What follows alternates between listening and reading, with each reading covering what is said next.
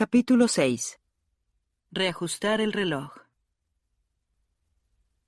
Fui a Londres, Inglaterra, para aprender español. Al menos esa era mi razón oficial. Y desde luego que aprendí mucho de esa lengua mientras estuve allí. Asistí a clases y estudié. Sin embargo, también fui allí para esconderme. Mi divorcio intencionado estaba en curso. Mi intento de reparar por mí misma todo el asunto de buena chica cristiana hace una película en Hollywood había dejado ahora un cráter de impacto en mi reputación que superaba con creces cualquier restauración que yo pudiera realizar. Ya me había visto antes sobre suelo inestable con mi compañía discográfica durante el proceso del rodaje, lo cual no había hecho más que empeorar después del percance, una vez estrenada la película. Y ahora, después del trabajo de remiendo de buena chica cristiana hace una película en Hollywood, se casa con un chico y se divorcia de él, ellos, declinaron que yo grabara otro álbum para ellos al final de mi contrato en vigor. Una forma amable de explicar que me despidieron, básicamente. Lo entiendo, de verdad que sí. Habían invertido en una chica adolescente con una reputación brillante que los padres habían adoptado como modelo a imitar para sus hijas. Y había sido eso mismo para ellos durante muchos años. Creía que lo era. Pensaba que todo ese esfuerzo y logro me identificaban. Sin embargo, había confundido mi reputación con mi carácter. Y cuando todo saltó por los aires, intenté reparar las cosas de un modo tras otro, hasta que el yeso y la pintura ya no pudieron sujetarse a la pared. De modo que me fui a Londres. Obviamente, eso es lo que se hace cuando piensas que has destruido tu carrera en otro país. Arrancas las estacas de la tienda y estableces el campamento en otro lugar, sin tener en cuenta que llevas contigo aquello que inició todo el caos. Tú. Había estado unas cuantas veces en Londres y me gustaba. Cuando tenía 17 años, hice una gira europea sencillamente asombrosa. Mi grupo y yo pasamos mucho tiempo en Alemania, los Países Bajos e Inglaterra en aquella ocasión, y las multitudes eran increíbles. Regresé a Londres, donde tuve la oportunidad de trabajar con Martin Terefe, un compositor y productor legendario. Él había trabajado con Coldplay, Jason Mraz y muchos otros músicos increíbles. El tiempo que pasamos juntos trabajando en mi álbum Beauty Has Grace fue uno de los más extraordinarios de mi vida creativa. Aquel disco tenía un sonido más atrevido, más crudo para mí, y tuve que explorar de verdad más de mis profundidades artísticas. Crecí como artista durante esas semanas pasadas en Tinseltown Studios y capté cierta visión de la orientación que podría seguir como escritora y vocalista. Durante la grabación del disco me alojé en el Hempel, ese hotel tan fabuloso junto a Hyde Park. Los interiores eran como a mí me gustan. Largos vestíbulos blancos con amplios sofás blancos y enérgicos toques negros. Habitaciones con paredes limpias y austeras, camas sencillas y profundas bañeras. Todo muy minimalista, impecable, intencional y muy elegante. Yo llegaba luego de todo un día de colaboración creativa. Remolinos de ideas y vertiginoso cansancio a ese oasis sereno, relajante, el complemento perfecto a las febriles horas previas de creación musical. Puedo considerar al Hempel como una enorme fuente de inspiración para el estilo de decoración de mi casa actual. Aquel álbum, la colaboración con Martin y la estancia en el Hempel, fueron semillas que sirvieron para comprender más del designio para el cual Dios me creó, y no lo que habían hecho de mí quienes me rodeaban a lo largo de los años. 2 años después, cuando todo se desmoronó en Estados Unidos, con mi reputación hecha pedazos y mi contrato de grabación que se había ido al garete, tuve el impulso de regresar a Londres, donde había sentido tan de cerca la posibilidad y el crecimiento. Además, allí nadie me conocía. Podría escapar de todas las explicaciones que tenía que dar en Estados Unidos. Por lo tanto, vendí aquella grande y vieja casa de soltera de Nashville, todas mis cosas y los muebles bonitos. Compré un billete de avión y huí. Préstame atención. Cuando digo que huí, no estoy bromeando. Entré en findaflatmate.com. Al menos creo que se llamaba así. Un lugar en línea para conectarte con otras personas que buscaban compartir un lugar donde vivir en las caras ciudades europeas. O posiblemente una forma extraordinaria de que se escribiera una película como Búsqueda implacable, en Hispanoamérica, o Venganza, en España, sobre tu experiencia. De todos modos, fui por ello sin importarme los peligros cibernéticos. Y así fue como encontré a mi divertidísima compañera de piso, escocesa y de espíritu libre. Compartimos un apartamento en Notting Hill. Sí, es en Notting Hill, de la famosa película de Hugh Grant y Julia Roberts. No te olvides de que yo tenía esa obsesión del cine, de modo que estaba en un departamento de ese barrio. ¿Por qué resulta mucho más encantadora y sofisticada la palabra departamento que piso o estudio? Con alguien que era prácticamente una extraña para mí y que conocí de forma virtual. Si uno de mis hijos me dijera que va a tomar un avión y encontrar a un compañero de piso en la Internet, me daría un ataque cardíaco. Debo decir, a favor de mi madre, que ella mantuvo todas sus objeciones al mínimo. Esta decisión sería lo más valiente o lo más estúpido que hubiera hecho nunca. ¿Me asustaba ir? Desde luego que sí. Sin embargo, le temía más a quedarme. Me daba pavor cometer más errores al alcance del ojo público. Tenía miedo de intentar otra idea del tipo «resuélvelo tú misma», que lo empeorara todo. Miedo de tropezarme con personas que conocieran a mi antiguo marido y tener que procurar explicarlo todo de nuevo. Miedo a fracasar más ante la gente. Asumí el riesgo de mi fracaso en privado y confié en Find a Flatmate. Era aterrador y a la vez libertador. Estaba sola. No aislada, sino sola. Desconocía que hubiera una diferencia entre ambas cosas, pero estaba aprendiéndolo. Desde mi adolescencia, siempre había tenido novio. Muchas de estas relaciones eran amores juveniles, una clase de encuentros cariñosos de adolescentes. Pero yo había vivido en un ciclo constante de ser perseguida, atrapada, enferma de amor, encantada, desencantada, con el corazón roto, perseguida de nuevo, una y otra vez. Asumí una parte inmensa de mi identidad a partir del lugar donde me encontraba en el círculo en cuestión en cualquier momento. De novio en novio, de relación en relación. Y no solo era aquello del romance constante. Me habían supervisado, mimado, gobernado, programado, apaciguado, empujado, malcriado, aplacado y manipulado desde el momento en que subí al escenario por primera vez. Eso no había hecho más que acelerarse conforme se vendían los discos y los contratos se hacían más importantes, y a medida que cada vez más y más personas dependían de mí para trabajar y recibir su sueldo. Cuando me encontraba en la cumbre de mi carrera, un día típico implicaba un esfuerzo total desde el amanecer hasta el anochecer. Mientras estábamos de gira por carretera, me despertaban temprano para lanzarme a las entrevistas radiofónicas en apoyo a las fechas próximas de los conciertos. Tras unas cuantas rondas de conversaciones, hacía una breve pausa, realizaba algunas tareas escolares y de nuevo a empezar con las entrevistas telefónicas para las revistas y los periódicos. Durante este tiempo, conducíamos hasta el escenario siguiente. Nos establecíamos y llegaba la hora de los ensayos y la comprobación del sonido. Una vez que acabábamos con esto, engullía una comida rápida, pasaba a peluquería y maquillaje y llegaba el momento de subir a escena. Daba por terminado el espectáculo, me encontraba con las personas y las saludaba. Me relajaba tras la actuación.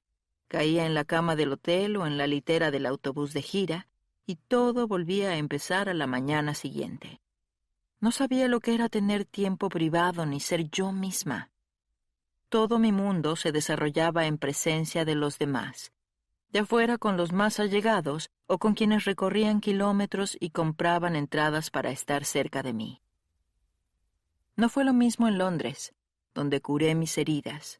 Mi compañera de piso escocesa era graciosa y divertida, y no podía interesarle menos el personaje estadounidense que yo fuera. No había oído hablar de mí y, francamente, le importaba un bledo. Ella no había firmado un contrato para ser mi mejor amiga. Simplemente estábamos colaborando para que nos resultara más asequible a las dos pagar un apartamento en Londres. Ella tenía una relación con un tipo, un trabajo y su propio conjunto de amigos. Nos llevábamos bien, pero no me necesitaba para llenar vacío alguno en su vida, excepto asegurarse de que yo pagara mi parte de la renta a tiempo y sacara la basura cuando me tocaba. Aquellos primeros meses en Londres no conocí realmente a nadie. Comía sola, iba al supermercado, tomaba el metro sola y estudiaba sola. Estudiaba, porque no te olvides que había venido a Londres a escapar, sí, pero también a aprender español. Es algo perfectamente normal, ¿verdad? Ir a la madre patria del inglés a aprender español.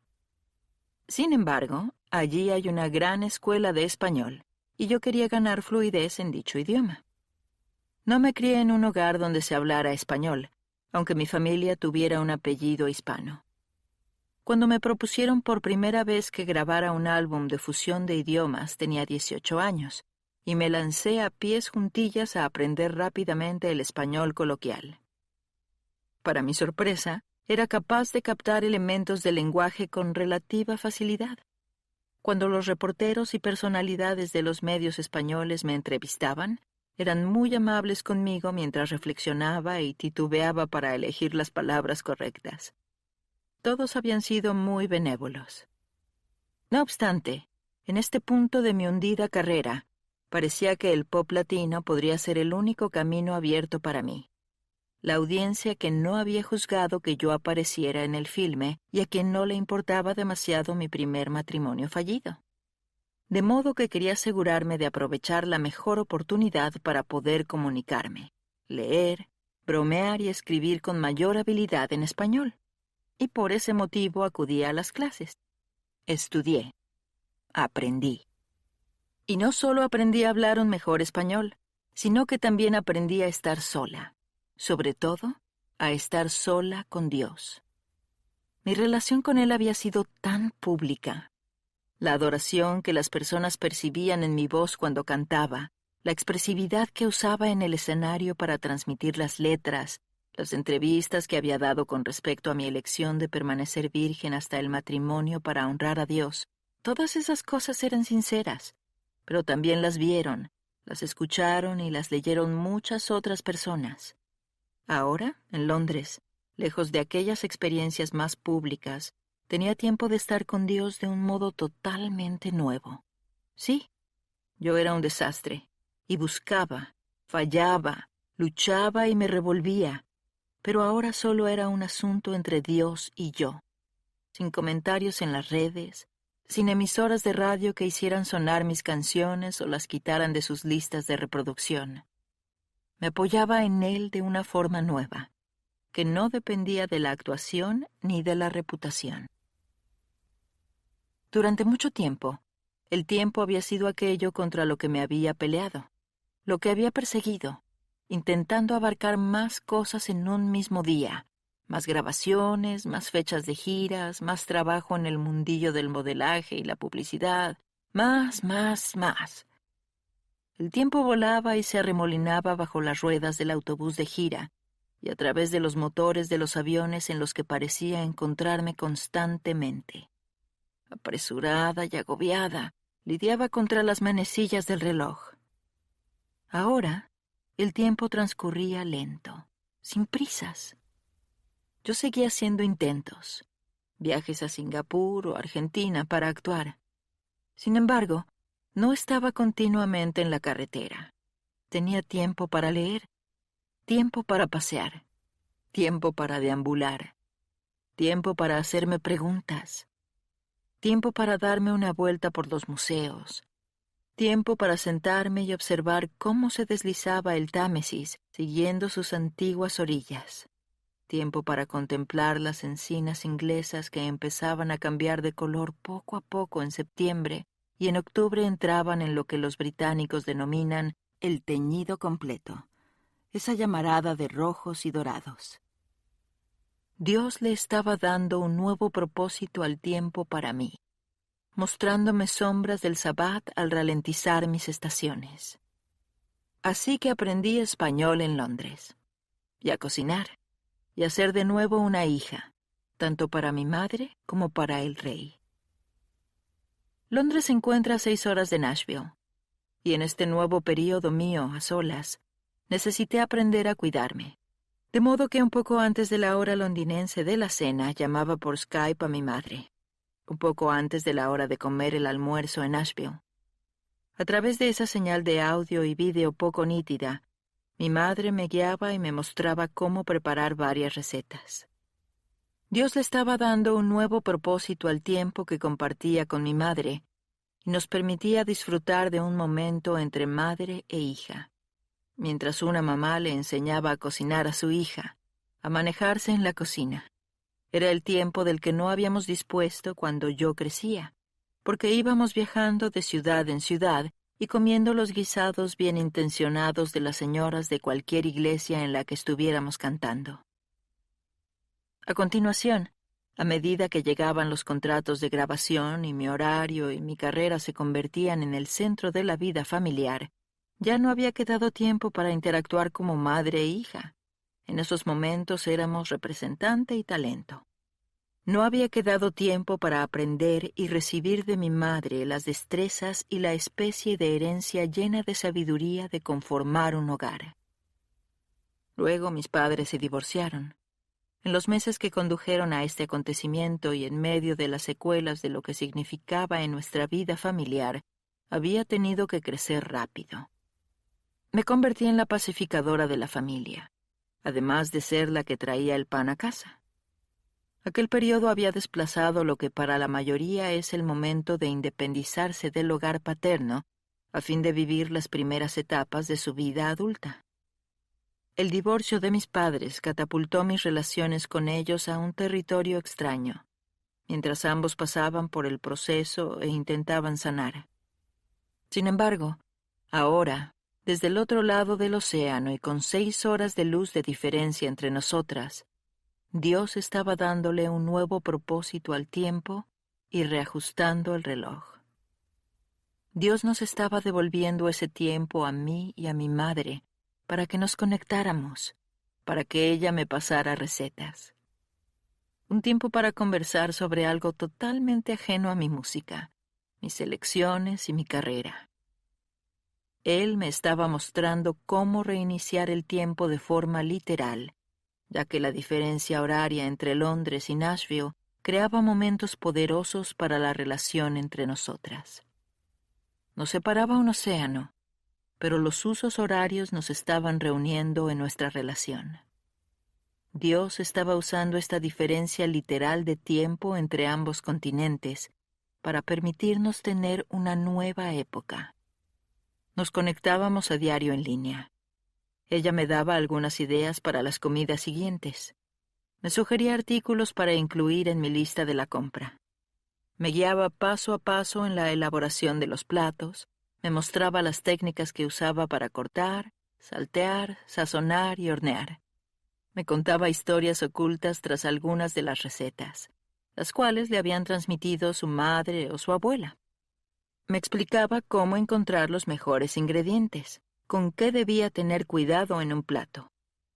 Aunque había vivido con ella durante años, ahora se me concedía el tiempo para conocerla mejor, a un nivel más profundo, a través de nuestras computadoras y aquellos vídeos pixelados.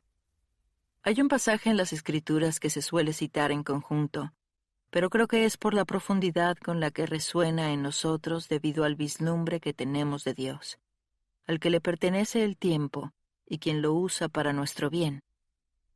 Cuando el rey Salomón revisaba las páginas de su vida, reflexionó sobre el propósito del tiempo y las etapas de nuestra vida. Él escribió: «Todo tiene su momento oportuno. Hay un tiempo para todo lo que se hace bajo el cielo, un tiempo para nacer y un tiempo para morir, un tiempo para plantar y un tiempo para cosechar, un tiempo para matar y un tiempo para sanar, un tiempo para destruir y un tiempo para construir, un tiempo para llorar y un tiempo para reír, un tiempo para estar de luto y un tiempo para saltar de gusto, un tiempo para esparcir piedras y un tiempo para recogerlas, un tiempo para abrazarse y un tiempo para despedirse, un tiempo para intentar y un tiempo para desistir, un tiempo para guardar y un tiempo para desechar, un tiempo para rasgar y un tiempo para coser, un tiempo para callar y un tiempo para hablar,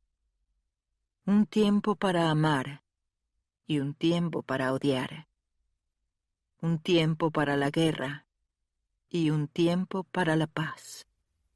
Eclesiastés, capítulo 3, versículos 1 al 8. Un tiempo para Skype y un tiempo para cocinar. Alabado sea el Dios que reajusta el tiempo. El año que pasé en Londres llegaba a su fin.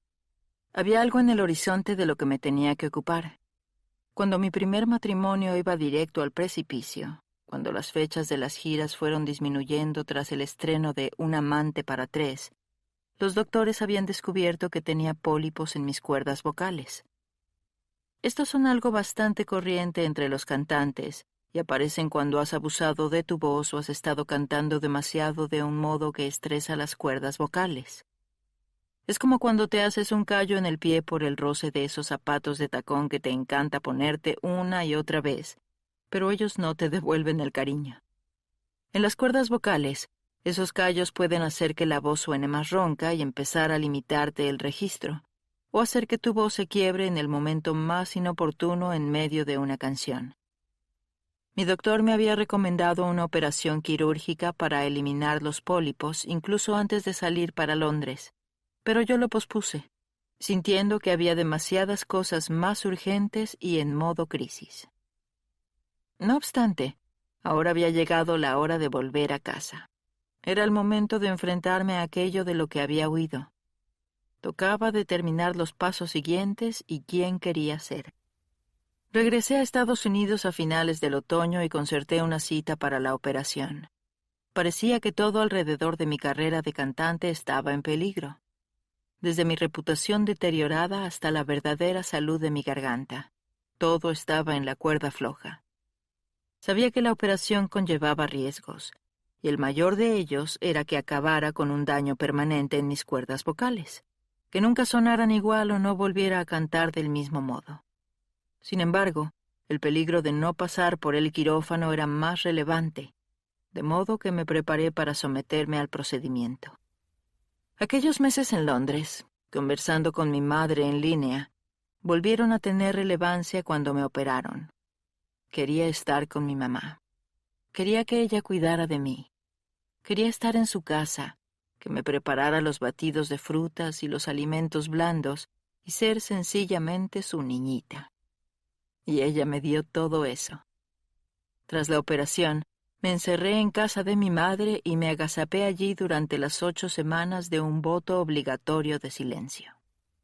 Me gustaría confesarte que aproveché ese tiempo de una forma muy espiritual, que encontré algo místico y profundo en guardar silencio por primera vez en mi vida, que salí de aquello con una revelación enorme con respecto a permanecer sin pronunciar palabra, que aprendí una nueva forma de escuchar. Sin embargo, sería mentira. En cambio, vi películas. Ya sé que ahora estás perpleja. ¿Qué me dices, Jaycee? ¿Tú viste toneladas de películas? Mira, yo no soy nada sin mi marca. No obstante, esta fue otra forma en que Dios reajustaba el tiempo. Desde que era pequeña, gran parte de mi mérito había quedado envuelto en el sonido que pudiera producir. Había asociado mi valor con el don de comunicación vocal que Dios me había dado. Pero ahora no era capaz de emitir sonido alguno, ni una palabra, Y ni siquiera estaba haciendo algo asombroso con ese tiempo, sino simplemente viendo una y otra vez películas como Lo que el viento se llevó. Y adivina una cosa, Dios seguía amándome. Todavía proveía para mí. Yo no tenía nada que demostrarle, y su gracia fue suficiente para dejarme sanar en silencio. Tuve que regresar al punto de ser una bebé en su presencia, sin nada que ofrecer, solo comiendo, durmiendo y recibiendo los cuidados de mi mamá. No tenía ocurrencias ingeniosas que decir ni canción que cantar. Solo comía helado, veía películas y dejaba pasar el tiempo. Aprendí a dejar que los instantes transcurrieran simplemente. Estar ansiosa queriendo que aquellas semanas de recuperación pasaran con rapidez no haría que el tiempo fluyera más aprisa. Había belleza en permitir que el tiempo corriera, sin necesidad de perseguirlo, administrarlo o pelear con él. Solo escuchar su tic-tac y sanar. Dios reajusta el tiempo de vez en cuando. ¿Ves lo que yo hice en este momento?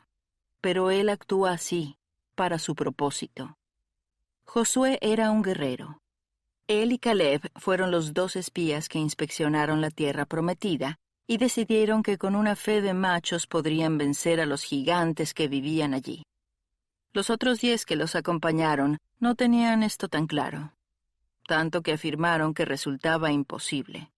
Sin embargo, Josué y Caleb vieron una posibilidad tras años de deambular por el desierto.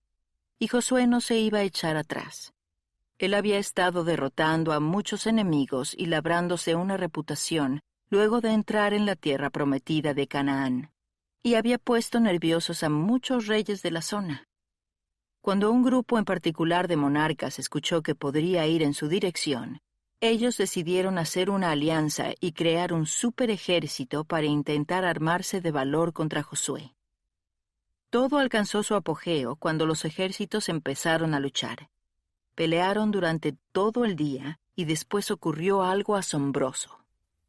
Josué le dijo al Señor en presencia de todo el pueblo: Sol, detente en Gabaón. Luna, párate sobre Ayalón. El sol se detuvo y la luna se paró, hasta que Israel se vengó de sus adversarios.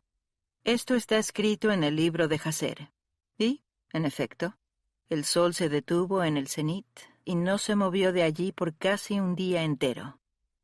Nunca antes ni después ha habido un día como aquel. Fue el día en que el Señor obedeció la orden de un ser humano.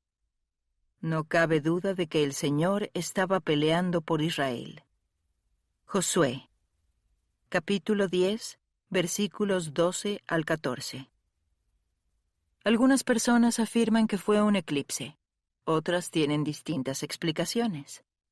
Esto es lo que yo sé. Dios dio un nuevo propósito al tiempo para que Josué pudiera vencer a sus enemigos. Y creo que Él puede hacerlo por nosotros cuando estamos luchando para vivir nuestro propósito, cuando somos retadas.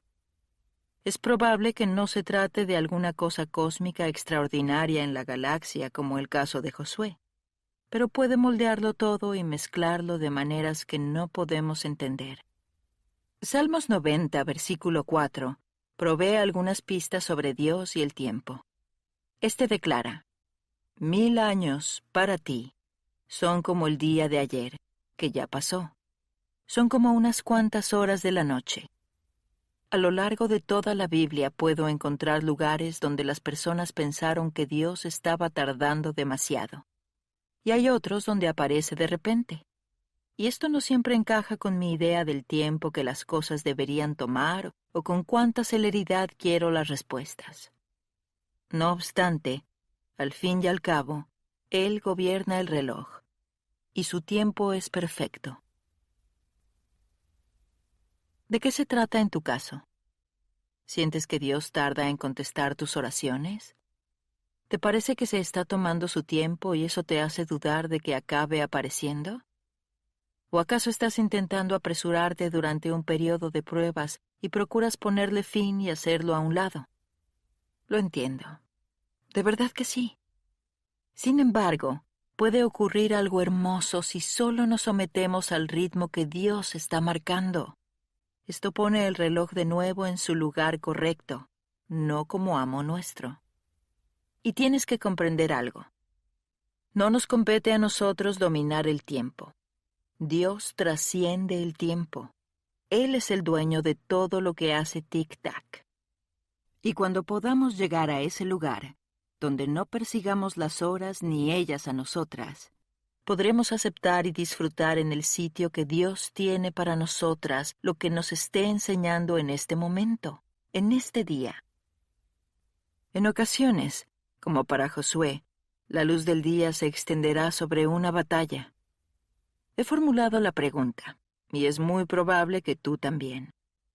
Señor, ¿podemos ponerle punto final a esto?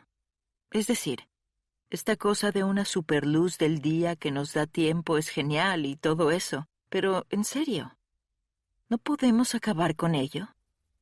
Sin embargo, entonces considero cuánto más pudo resistir Josué durante ese reajuste del tiempo. Observo cuánto aprendió de esa larga jornada.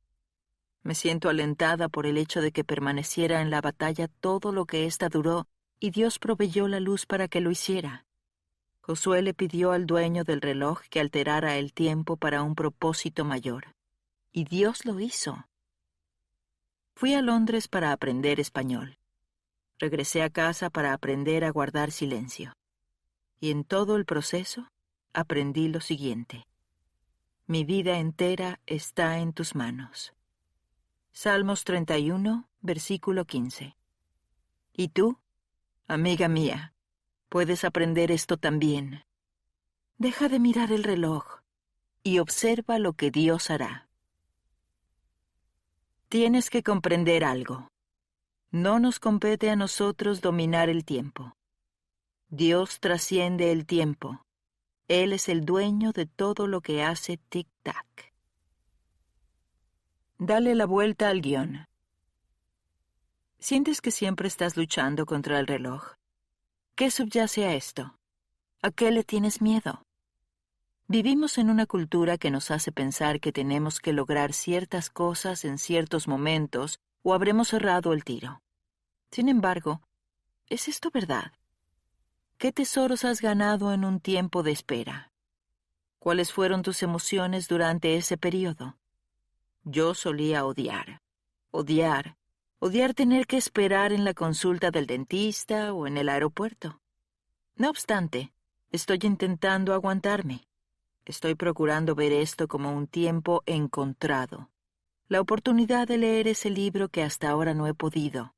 La oportunidad de sentarme sencillamente y vivir el momento. ¿Cómo podrías cambiar tu forma de considerar el tiempo de espera? ¿A qué momentos de tu vida puedes mirar ahora en retrospectiva y ver que Dios tenía algo que hacer totalmente distinto a lo que tú creías? ¿De qué manera le dio Dios un nuevo propósito a ese tiempo para ti?